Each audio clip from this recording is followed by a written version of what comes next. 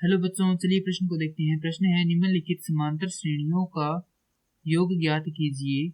हमें श्रेणी दी गई है 2, 7, 12, इसी प्रकार 10 पदों तक हमें क्या करना है, योग ज्ञात करना है। प्रश्न को हल करने से पहले जो प्रश्न की मुख्य अवधारणा है उस पर विचार करते हैं। मुख्य अवधारणा, इस प्रश्न के लिए मुख्य अवधारणा हो जाएगी समांतर श्रेणी। अर्थात हम यहाँ पर समांतर श्रेणी की जो परिभाषा है उस पर विचार करेंगे कि समांतर श्रेणी की परिभाषा क्या होती है। तो समांतर श्रेणी की परिभाषा होती है वह अनुक्रम जिसके प्रत्येक दो क्रमागत पदों का अंतर समान रहे, समांतर श्रेणी कहलाती है।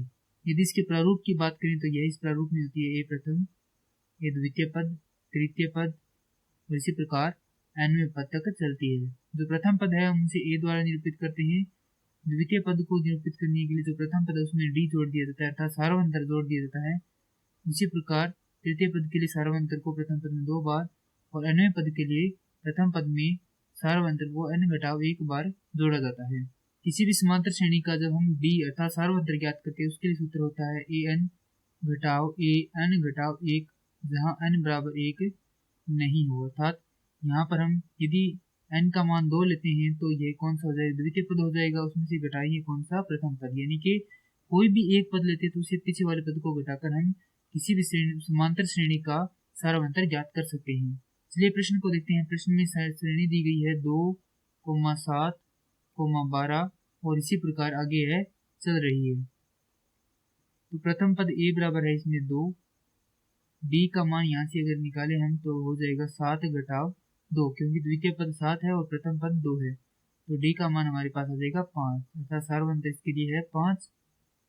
अब हमें ज्ञात क्या करना है, 10 पदों तक योग ज्ञात करना है, अर्थात हमें n का मान दे दिया 10 और किसी भी समांतर श्रेणी के n पदों के योग का सूत्र होता है Sn बराबर n बटा 2 गुणा में 2a जोड़ n घटाव 1 गुणा में d।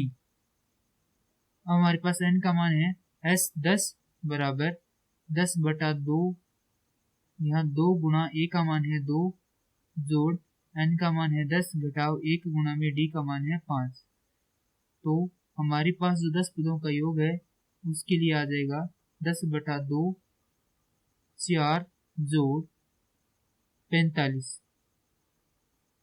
इसे हल करेंगे तो यह कितनी बार कटेगा, 5 बार। तो यहाँ पर आ जाएगा 5 गुणा में 49। तो 10 पदों का जो प्रथम 10 पदों का योग है वह हो जाएगा 245 और यही हमारे प्रश्न के लिए सही उत्तर है। मैं आशा करता हूँ कि यह प्रश्न आपको समझ में आया होगा। धन्यवाद।